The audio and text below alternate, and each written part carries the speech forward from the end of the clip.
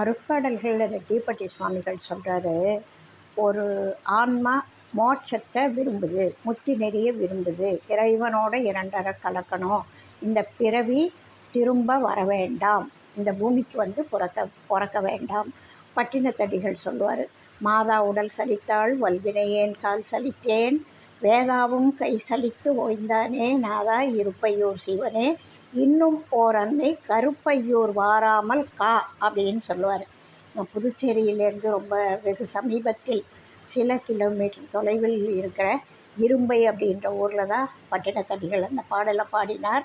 அந்த கோவிலுக்கு போகிறப்போ அந்த மகானுடைய சிந்தனைகள் வரும், அந்த பாடல் வரிகள் மனசில் ஏதோ பண்ணும். அது மாதிரி ஒரு ஆன்மாவுக்கு முத்தி அடையணுன்ற ஆசை இருக்குமானால், முத்தின்றது விளையாட்டு கிடையாது, கடையில் விற்கும் பொருள் அல்ல, ஏதோ ஒரு வேண்டுதல் செய்து ஒரு கிடைக்கக்கூடிய ஒன்று அல்ல. அதற்குண்டான திட வைராக்கியம் வேணும்.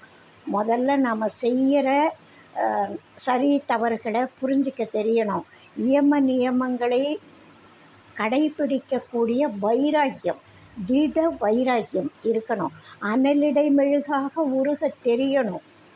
எது வேணுமோ அதை அழுது அடம்பிடிச்சி கேட்க தெரியணும்.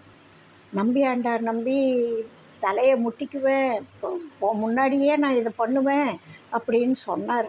அதனால் அவருக்கு அவர் கொடுத்த சாப்பாட்டை சாப்பிட்டார்.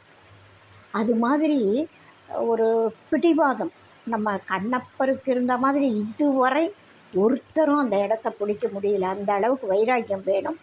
அப்போ ரெட்டிப்பட்டி சுவாமிகள் என்ன சொல்கிறாரு, மோட்சம் விரும்பும் ஜென்மம் முழுதும் தொடரும் கர்மம், சூக்ஷ்மம் இதுவே என்று துன்பம் இன்பம் சகிப்பாய் அப்படின்னு சொல்கிறாரு.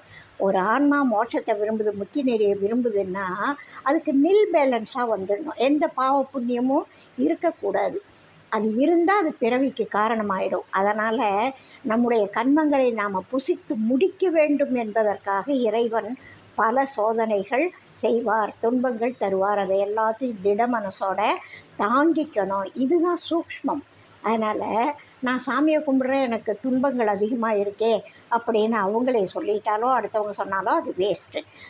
மோட்சம் விரும்பும் ஜென்மம் முழுதும் தொடரும் கர்மம், சூக்ஷ்மமிதுவே என்று துன்பம் இன்பம் சகிப்பாய், ஏன் உனக்கு இந்த வாட்டம். துன்பம் இன்பம்ன்ற